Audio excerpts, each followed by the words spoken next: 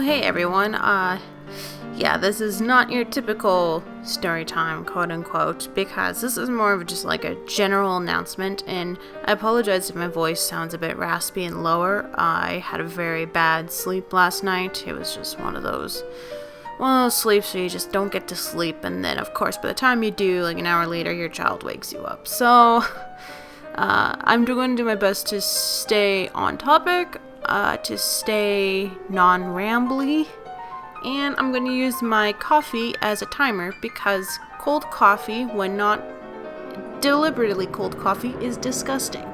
So, I have 2 disorders now. That's kind of weird for me to kind of take in.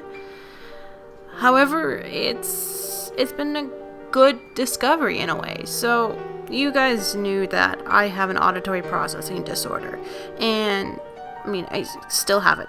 That's not changing. The other thing is that turns out I have ADHD, attention deficit hyperactive disorder, just in case. And I guess I just wanted to talk about it just a little bit. Again, I'm sorry if I'm not that exciting right now. Like I said, I'm tired. It's only 12 o'clock p.m. I'm so tired. Anyways, so I have the inattentive type, or what was formerly known as ADD. So I'm not physically hyperactive, but my mind is. So basically, I'm that daydreamer. I'm the person who, if I'm doing a boring task, I'm going to think of anything but the task. And while there's a lot of things, of course, explaining with my processing disorder, with focusing, a lot of that also has to do with ADHD, because if I'm not hearing the teacher properly, I'm not going to be paying attention, therefore, I'm going to be daydreaming. A lot of the things that the teachers would say to my parents still stands. The listener needs to focus more and stuff like that. And yeah, that stays true to this day. So, this has been around all my life, but because I was inattentive, you don't classify it as the typical ADHD, especially when you're in a tiny town where ADHD is basically just known as the stereotypical ADHD, and it kind of has a negative stigma to it. Apparently there was a moment where I could have been diagnosed as a child.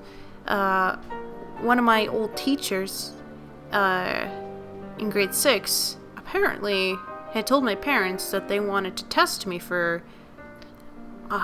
Mom says she wasn't sure if it was ADHD, ADD, maybe even autism, just like that general kind of stuff. And at the time, because my mom didn't know about ADHD, I've taught her a lot. So thankfully she doesn't think this anymore, but she was one of those people who thought ADHD was a behavioral disorder just based on bad parenting. So when she heard that they were going to test me, she felt offended. Like, she's like, that's not the daughter I know who's misbehaving and everything, because I was a good child. And so apparently I did the test, but I don't even remember this test happening. This has only been told by my mom, and obviously nothing came of it. I don't even know if I even participated in it properly, because I would have been like, what's going on? Like, I was a shy kid, so I wouldn't have talked very much. And they didn't... I don't even know if they told me what was going on. I feel like I would have remembered it if they did, but it's apparently suppressed to memory. I have no recollection of this. So, a lot of it also translates to even just trying to live life. You just end up being very disorganized, and you can't focus on things. You forget things very easily, like appointments and stuff like that.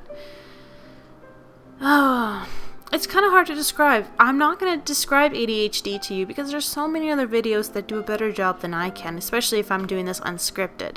So, the feelings of boredom are... You never really think of them as painful, but sometimes they're painful. It's such a weird way of saying painful, because it's not typical pain. It's just the best way I can describe it. And even becoming a mother, did that make things worse? Like, I think apparently with ADHD, it's very common to feel inadequate. You get more stressed and overwhelmed with things that people who are neurotypical can easily take advantage of, and then you think, well, why can't I do this? Why can't I handle this? And this leads to, like, you know, bouts of depression and stuff, which I've struggled with. So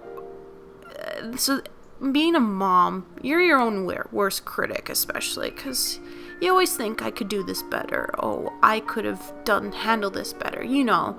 And I probably felt the worst depression since Ruble was born, because I just would keep beating myself up, or I'd see other moms handling things much better than I could, and I think, why can't I? And Robin was actually the one to figure this all out. Like, I owe this all to Robin, because everyone, seriously, you need a Robin in your life. He has been the absolute best during this process.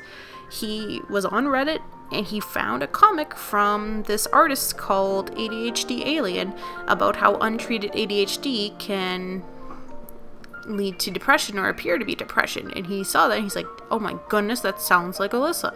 And so he showed me, and I was like, oh my goodness, that does sound like me. Read more into it, it's like, goodness gracious, I think I have ADHD.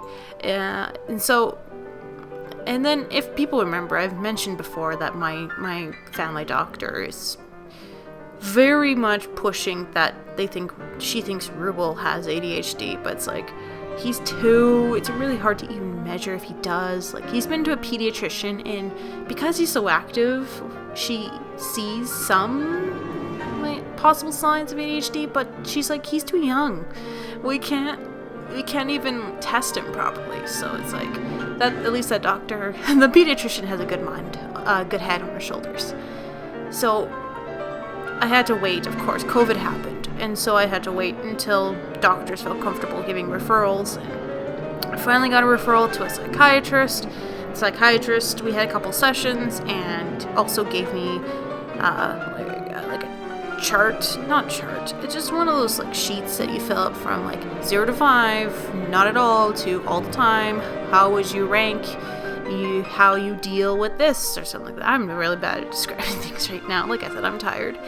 And so I did that. He gave one to me, he gave one to Robin, he gave one to my parents. I was a little worried about my parents, and I had to actually Robin was the one to teach my mom more about the true nature of ADHD. So again, you'll need a Robin in your life. And now my mom understands a little bit better. She at least knows it's not behavioral and it's not bad parenting. So she's understanding more. So her and my dad were able to fill out the form properly. They had the biggest form because they had to fill out my history, because they would know my history better than I would. So put them all in. He looks at them. He's like, yeah, you fit in for inattentive ADHD. He's like, cool. So he's like, all right, you want to try meds? I'm like, yeah, I want to try meds. So I've been on meds for over a month now. Definitely noticed some positive changes. I can process things better. I can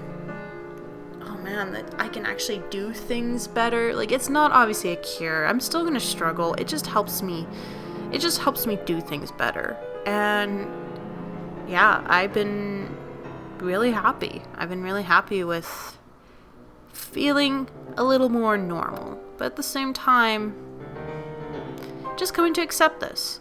So that's just basically what this is, just telling you guys what's going on. And I've already told my family, I've told most of my friends that I have ADHD, and now it's your guys' turn. So yeah, I have a processing disorder and ADHD. Isn't that wonderful, guys? I'm so messed up. I'm just kidding. That's really not that bad if you think about it. No, I would joke. I would call myself messed up, but I only mean it in light. And I'm still figuring out what I want to label myself, because quote unquote normal people, are called neurotypicals. And what should I call myself? Like, should I call myself an atypical? I don't know. I'm figuring that out. If you have any ideas, feel free to comment. But that's all I wanted to mention. So yeah. All right, take care, you guys. Again, sorry if my lower raspy voice and my rambliness. We'll see if my coffee's cold. All right, take care, guys. Bye.